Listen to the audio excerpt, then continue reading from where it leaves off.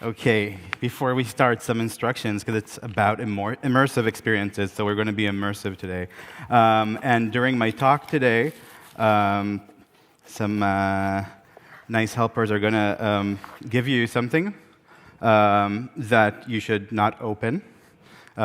It's transparent, the packing, so you can see what's inside, so you don't need to open it. And I will tell you when, and we're going to use it together. So something to expect. Yeah, and I'm going to start today and kind of like telling you that you're not special. And none of us are. And we all have the same issues and the same problems. And sometimes it seems that it's very focused on a certain industry, but it's not. My work is experience-oriented, and my variety of clients can go from a bathroom company to a food company, which kind of connect, if you think about it. I'm here also to tell you that you're underutilizing a lot of the stuff that you have in your F&B, either as a restaurant or especially in a hotel. And you can actually plan better and create really amazing things just with changing some context, changing the way you look at things. So yes, you're not special, and for me, it doesn't matter where I go, to which kind of company, very high-end, very commercial. They all tell us we need to get customers' attention. And it's hard, because today I think people have like this creative ADHD. Like they wake up in the morning and they get so much input from the get-go. Like I'm overwhelmed just even before I get out of bed. And we kind of need to find a way to to get their attention, and then we actually need to keep it for a longer run, and that's quite a challenge. You can do that through experience, because if you want something to be remembered, you want something to resonate, it has to come through experience, because that's how we actually create and form these like longer and deeper connections. So eating is the ultimate experience. My studio, what we do is we use experiences, we use eating in our project, we use food to create strong experiences. And why is eating so strong? Because there's only two activities that we do as human beings that use all our senses simultaneously, which is eating and having sex. And while some businesses could allow the sex part, most of us are just more comfortable catering the eating. And eating and F&B, for example, is, to be specific, is the strongest and most efficient and cost-effective marketing tool a hotel has in the long run. Because marketing, it's not just about selling. Marketing represents your brand. Marketing is part of your hotel experience. It's part of your brand experience. And you're really underutilizing it. Because it is a really powerful tool. And with great power comes great responsibility. But think about it, because, like, congratulations, you opened a hotel. It's an amazing hotel. It's beautiful, amazing design. All the magazines cover it. 1 month, 2 months, 3 months. After 6 months, again, another big spread. Insider comes, sleeps at the hotel for a month, enjoys every night even more than the one before. And what next? What happens after a year? What happens after 18 months? What happens after that? Would you kind of like redecorate the hotel to get more material to send out? Or you'll just do, a lot of the hotels I work with have like, oh, we're going to try to do this music program, which usually kind of like is best kept for people who have an auditorium and do music. And your lobby is very nice, but that's not the way, and that's actually not the best way to represent your brand. Now, if you want to connect to people, you kind of like need to understand the logic behind it. You have to create something that will be meaningful to them. You have to create an experience that will be meaningful to them. And food is such a great entry point for that. Because if you think, what is the basics? What creates meanings? What creates meaning in an experience? Because people experience value. There's actually an area in your brain that experiences pleasure, and we translate that sometimes from value. There was a research done in Stanford University where they let people taste two different wines, allegedly. They were the same wine, but they were priced differently. And people enjoyed more the more expensive wine. Everybody said they did, but actually when they monitored their brain movements, their heart movements, they actually had more activity when they drank something that cost more. So actually, in the way you present stuff, in the context you give to it, actually physically influences the guests when they come in. So there is value to that, and you want to add value because sometimes we all kind of sell the same thing. It can be a chair and a chair and a chair, but what makes yours special? And sometimes nothing needs to make the actual product special, but what the experience around it is, that's where it could go special. So we value things that are meaningful to us. Like we value, of course, emotional objects or something that I got in inheritance. We value items that give us purpose, like something I use to feed my children. Or we have these trophies in our house that give us this feeling of almost like a representation of our moral identity. Like this recycled table shows what a good human being I am. And also the thing that we can't live without. Like for me, it's my iPhone. I can't live without my iPhone. I wouldn't have gotten here. I wouldn't have woke up. Wouldn't have known what to wear. Weather, yeah, that's as far as it goes. But weather, and then which train to take to get here. I need my iPhone. Sometimes I have these scenarios when I'm getting robbed in the street and they want my phone, and it's like, no, I'll write you a check. Just don't take my iPhone. I need to get home. I don't know where my home is. And also, people really like when you give them an expression outlet, like a plate that you can create something on. Is like a very basic example, but when you give people the option to have a part in an experience, they become connected because then it becomes their creation. Of course, things that are kind of blinged and shiny, that's always great. But also customization. And it can be as basic as M&Ms. You can go on the M&M website, you can choose your own colors, but you chose your colors. So probably I have the same preference like a 4-year-old girl in Oklahoma, and I chose green, yellow, and blue. And I chose green because my partner's eyes are green, and I chose yellow because my house is yellow, and I chose blue because my dog is blue. So it's my green, yellow, and blue. And then when I open it and I tell people, it's not an M&M basic combo, it's my combo. And then I'm staying in my favorite department, the chocolate aisle, and you can also create desirability with playing a bit of psychology, even on something as simple as, let's say, M&Ms. So I was walking in the supermarket. I wish I'd show you the sealed pack, but it was with me for too long. And I saw these M&Ms, which I said, well, I need to fit in a suit. I'm going to go on stage. Maybe I shouldn't. But it's a peanut and hazelnut, which is quite cool. Because peanut, but have you ever tried an M&M with hazelnut inside? And I said, OK, so it's an M&M. I can buy it next week. But then they kind of told me, well, don't be so sure, because it's limited edition. It's a limited edition M&M peanut and hazelnut, which kind of my mind blew away. I bought 3. One is in the safe, because you never know. You never know when it can gain value.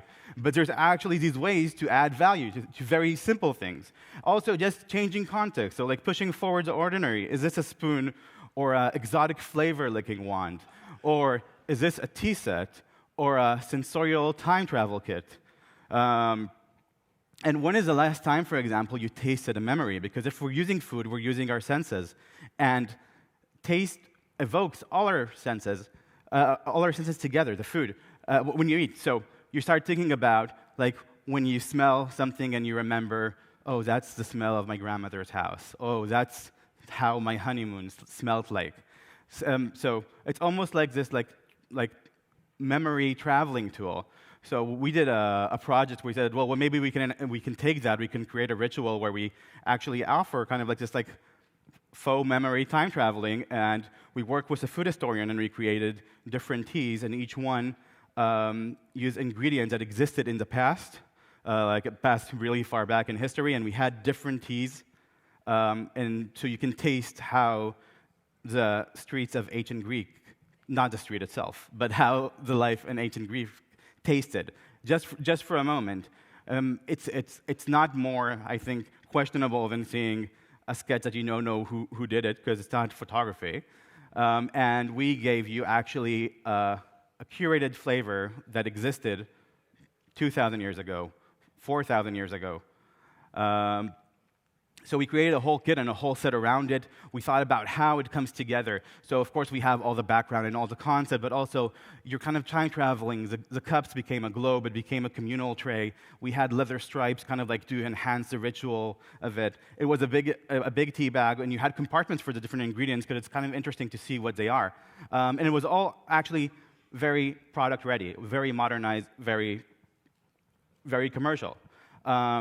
When we work in restaurants, we kind of create this holistic idea of we call it like wall to plate. So it's like from more like the wallpaper to the plate. Everything has to connect together. The context has to come together. So we never just say, okay, let's do Italian. I always start with, what do you want your guests to experience? A speakeasy bar where we created like 4 different menu stories in the menu. Each one had its own cocktails and its own food, and each one had a different attitude to it, but also in the way of presentation. And a lot of these whimsical presentations continued to the plate.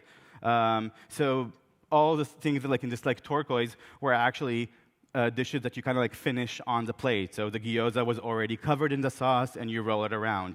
And some of the drinks come with some animals. And if you see in the back, there's this wallpaper that we had in parts of the interior, but we also had it on the tableware. You get the tartare with the animal. It was, well, not the actual animal, but a nice representation of the animal it came from. Wallpaper just kind of went into the different dishes. The more clean, the more pristine one. Then, when I talk about F&B couture, it's about kind of you created a really cool concept. And I think there's a huge lack today in how we represent our concepts, because you kind of represent them in face value. Everybody does really nice plating. I can now have some plates brought in from lunch, give you all some instructions, and we can all create amazing. We can have a huge Instagram page all together, and we'll all do these plates, half plate empty, 3 drops of sauce, half plate asymmetrical composition. It looks great. It's basic aesthetics. It always looks great. And Instagram is full of it. And it's always nice. So it's not that it's not nice, but how would it stand out? How would you grab attention out of it? I had a client who sent this over, and he said, yeah, this is our new menu. This is our salmon. And I told him, no, it's not. It's just salmon. I said, no, it's our salmon. And I said, no, it's just salmon, believe me. It's Google salmon. And we created a new story just of how to tell the story of their salmon, because it had a great story that connected with the story of the hotel about the local. It's a Dutch hotel, so about the Dutch design, and then the hotel is beautiful, and then the food is food. So you don't always have to change the presentation, but you should change the representation. And we created a story like this. We created a Dutch landscape with the food incorporated in it. We did change just a little bit the aesthetics of the presentation, but it's the same food that they had on the menu, just presented differently and telling the story differently. This is a project that I did for Garini Kitchens, where this is editorial about their new cooling system. It doesn't have to show a freezer. They're nice, but it's a freezer. This kind of gives me the idea that what is that? I want that. Can my freezer do that? Hopefully not, because it's a lot of frost. But this is actually, because when you look into fashion, which is always the best industry because they have a lot of money over there, and if you look into fashion, when you look at an ad for Dolce & Gabbana, you see a jungle, but you don't buy a jungle in the store. You don't even buy a plant. You just buy a T-shirt, if you can afford. But this is actually what sells. When you want a piece of this, and what is a piece of this? It could be a freezer. It can be a spoon. Then we should create kind of these rituals for our guests. This is a chocolate carving kit. It's a very luxurious chocolate. You only eat a small bit of it at a time, so it's a chocolate carving kit. We create room service concepts that incorporate different storytelling that are both marketing, F&B, and brand experience all together. This is called the Flavor Exploration Club, where the hotel has different chocolates in different areas of the hotel where the guests are invited to explore. And each time you launch a new chocolate. So after a year, you launch one chocolate to your really cool room service concept. But it's not just a chocolate, it's a thing because it's part of something bigger. It's part of the Flavor Exploration Club. we don't have time at all, but I'm going to run through some things. This one is for a very high-end luxury hotel where when you arrive, chocolate sommelier chooses with you the chocolate of your preference according to what you like. Then you get this perfect tube of chocolate with your initials stamped into it. You can also create rituals just with objects. Raw Finish is a brand that I'm creative directing in Finland. They work with a stone that's 2 billion years old, 2.8 billion years old. It's soapstone, the oldest one in the world, if there's something like that, maybe. And it's the same stone you would use for a whiskey rock, so it can freeze and keep cold. So we created a really cool, simple object that is a really bestseller, which is a sphere, and it goes in the freezer, and it's just an ice cream ball. But this object is so simple, but at the same time, people can't get it out, can't stop holding it, because it just gives you a ball of ice cream in a ball of stone, which is freezing, but doesn't make your hands dirty or drip. And like you can also create experience just with serving in a different way.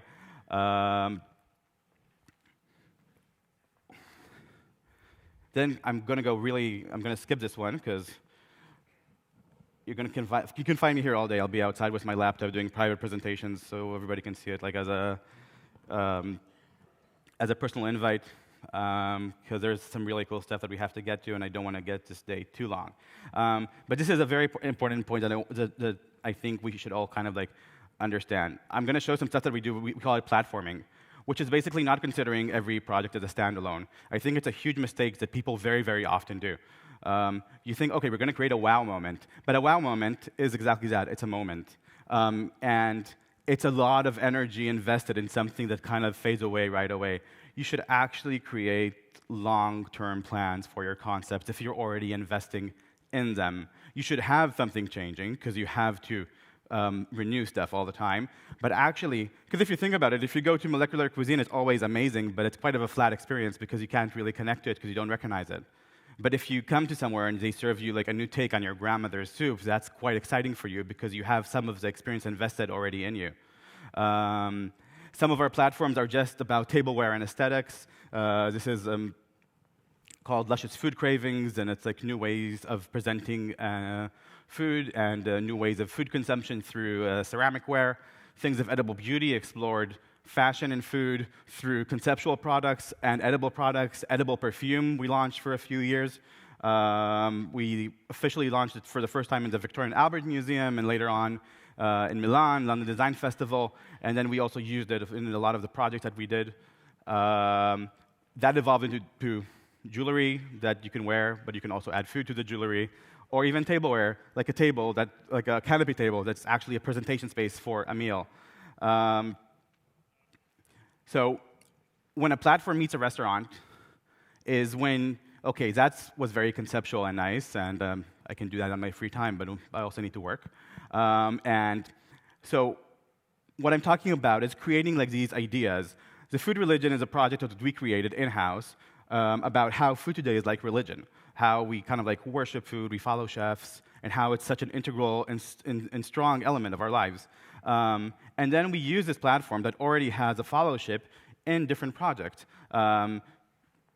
For example, we did a huge installation in the German Gymnasium. And I guess most of you, or hopefully all of you know, German Gymnasium, a beautiful restaurant designed by Conran and Partners, one best design in the world, insane space. And I went in there with Tina Norden, who designed it from Conran, and I told her, Tina, I really want to put something in the middle of this restaurant, like a temple. She was like, what? And I was like, well, she didn't say what, but I want to put a temple here, like a food religion temple. And everybody was like, why would we do that? But we ended up, and I explained, and I'm going to show you the project that we created. We created a temple inspired by the design of the restaurant, of the Bauhaus. There's a lot of explanation behind it that I won't go into, but at the end of the day, we opened a temple for food tribute in the middle of the restaurant, and to that we added a ritual that guests can come. So they come inside and they have a wow moment, because the whole restaurant is a wow moment just in terms of scale. It's like going into a church. So they had the wow moment, but then they had their personal one. They had a drink they can order. They had a special dessert ritual with stuff that happened on the table, with stuff that changed. And when they buy a piece of this, and when they buy this like 10 or 11-pound dessert, when they buy this, they also buy a piece. That's their entry ticket to this whole food religion world. That's their part in the temple. And they actually had a part of the dessert that they did put in the temple. I'll show you a short movie about that.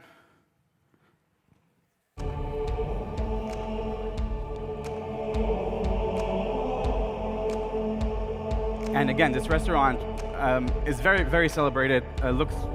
It's really a beautiful restaurant. Got, I think, all the PR a restaurant can ever get. But what happens after 2 years? Remember that we won Best Restaurant in the World 2 years ago? You know the world doesn't work like that. And maybe they did a really cool special on the menu or a beer week. But these things are actually much more substantial because these are the type of experiences that guests remember for a longer term. Now, this is an example for a platform that's actually my studio's platform. But the next project I'm going to show you is when we create a platform for a hotel, and a hotel keeps using it. Let's move back to the presentation. Then, if we pull it all together, the Art of Afternoon Tea is a project that I finished last year for Rosewood in London, where we reconfigured the afternoon tea and we created something completely different. Rosewood is a very, very high-end hotel. The one in London, I think it's one of their best. It's like this high-end luxury, but a bit quirky. But it's not on the park with all the other big ones. So they're kind of like missing the crowd that just comes and goes between them for afternoon tea. They needed something else to attract the crowd. The hotel is very art-oriented, so we created an art afternoon tea for them. So we created the whole concept of everything from tableware, service design, food and food design, so both working with the pastry chef on the recipes, but also on the presentation, also on the music. So a whole experience from the branding and the identity of it. Everything came together, and one of the main things that we did, because we were talking about art, is we changed the way we present it. So it was presented completely. Instead of the regular traditional cake stand, we actually took it apart. We understood why a cake stand exists, what's the function for that, and then we understood we don't need it, and we moved into this, because our desserts are art. Now, I won't go too deep into the idea of what we did there, because we don't have time for that today, but I will tell you. So, for example, what's the platform here? This is actually the physical platform. This is where we present our desserts, and these desserts keep changing. Now, the desserts have a logic, because it's art-inspired, and every time we have a theme for a collection of desserts. The theme always has one artist, one food ingredient, one location, inspiration for each one of the 3 final cakes that we serve. Now, today you come, and the theme is jungle. Next time you come, and the theme is geometry. Now, you already know the structure, and then you kind of say, I really wonder which artist they chose for geometry. And I wonder which food ingredient they chose for geometry. Honeycomb, by the way. So I didn't ruin it for the guest that I'm repeating. I'm only repeating the platform. I'm only repeating a successful platform. But when he comes back again, he's so invested because he's part of the game. He's in the club. And if he comes with somebody else, he can say, wait, you're going to have 3 desserts after this. I'm guessing this is going to be the artist, and this is going to be this. He's already invested. Now, that's a good part for the guest. It's also really good for the chef, because the chef needs to create 3 cakes every few months. But I already gave him like very random, just do an artist, this and this. So you give him some structure, it's already narrowing it down for him. It's also easier for marketing, because marketing have now a system. And we actually also created the whole launch process for this. So this concept also comes with its own PR concept in terms of the type of press release. These, for example, were the first 3 desserts. And what we do with them is also, I'm not going to go into the details of it, but the way we represent it is art. So you're coming towards me. But I'm sorry. I'm a bit worried I'm going to have to chase you off the other side. But it does all look superb, so it's cool. Yeah, so I'm very comfortable. I was trained in the Army for 3 years. So. Okay, well, I certainly wasn't, and you're scaring me a little bit now. So we actually represent the food as art. So we have a visual concept. Now, there is a dessert in there. There is a dessert in there, but it's more about something you want to be a part of. It's more about something you want to grab. Now, for the I didn't know this clock could go up. I thought it was just going down, but who goes? Big round of applause for Ido. No, but we're doing something. Come on. I need 5 more minutes. Like one minute. No, but 1 minute. 1 minute. It's going to be 5. I'm really sorry. I'm getting evils from Jen. I'm coming from a country where democracy is quite questionable, so sorry, guys. So do I right now. Sorry, guys, but I'm just going to do it because everybody already has their blueberries, and we don't want to miss that part, right? Okay, well, let's go. Do you want to ruin it for everybody? Your blueberries. You want to ruin it for everyone? So the best blueberry you'll ever have. I want to create something quite immersive, but very simple. So that's what you have in your hands, hopefully. They spread around like these packets, but also I hope you also have some lavender next to you. Does that exist over there in the boxes? Or yeah. So I just need everybody just to pinch the lavender like in their pinching fingers, just a bit of lavender, because that's kind of like the scent of this experience. We created a mini immersive experience with a blueberry tasting. We called it Baya Blau. Baya in Spanish, berry, blue in Dutch, blau. So berry blue. It's a blueberry micro ritual. Now, the blueberry that you're going to taste is this one. It's a beautiful blueberry that is grown in Chile, and that's why we have the Spanish part of the concept, and we are in the Netherlands. That's where we're consuming it, so that's the Dutch part. So it's kind of like this beautiful scenery, coming to a flat country, and meeting Delft Blue. It's about a stroopwafel and caramel meeting these beautiful, I don't know how you call them, like a blueberry vine, maybe. So we're starting with the scent pairing of this experience. And you have the lavender. So just smell it a little bit, so it kind of will open your palate. Then there's a flavor pairing. So I'm going to tell you, in the bags, you have a mixture of flavors from both the Spanish part and from the Chilean part and the Dutch part. So you have gold, Inca, Aztec, you have cinnamon, you have Chilean coffee beans and cocoa nibs, and some fudge. Now, wait, don't eat it yet. Wait.